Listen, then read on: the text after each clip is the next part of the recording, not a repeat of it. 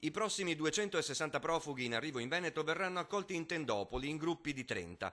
5 i luoghi individuati dove installare le tende previa verifica sul loro stato da parte di prefetture, vigili del fuoco e tecnici comunali. Codognè in provincia di Treviso, Giarre di Abano Terme nel Padovano, Ceggia, Meolo e una terza località del Veneziano per ora sconosciuta. Per tutti gli immigrati in arrivo scatterà il protocollo di controlli sanitari e gli eventuali ricoveri, come stabilito con decreto della Regione.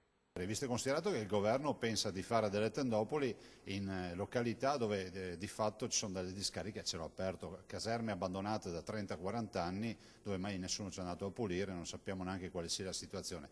Così non si fa, questo non è rispetto della dignità umana. Dei 1900 profughi giunti in Veneto da inizio anno, circa 1000 sono ancora presenti nei nostri territori. Per i prossimi arrivi i comuni interessati hanno iniziato la loro guerra contro il governo e le prefetture.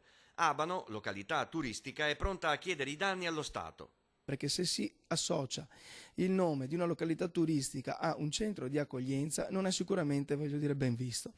E sotto questo profilo noi vogliamo veramente richiedere anche un risarcimento di danni, ma il risarcimento dei danni è ancora di più quello di una situazione sociale di sicurezza che la prefettura oggi sta aggravando. In contrasto con quella del sindaco è la posizione degli albergatori.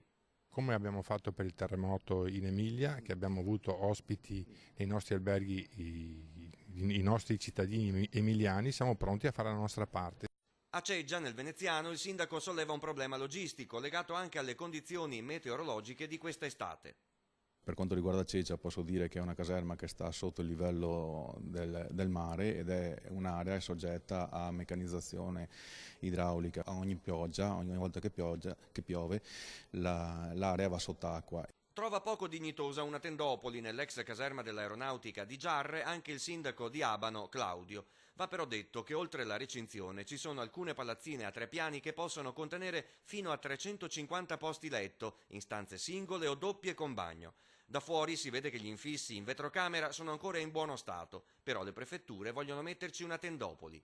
Questi prefetti, in particolare il nostro prefetto di Padova, che dice che bisogna accogliere quant'altro, che lo faccia lei, che ci dia l'esempio a casa propria, magari molto probabilmente anche questa è remunerata attraverso uno stipendio che arriva da tutti i cittadini, me compreso, e anche le prefetture sono bellissime, hanno degli uffici talmente ampi.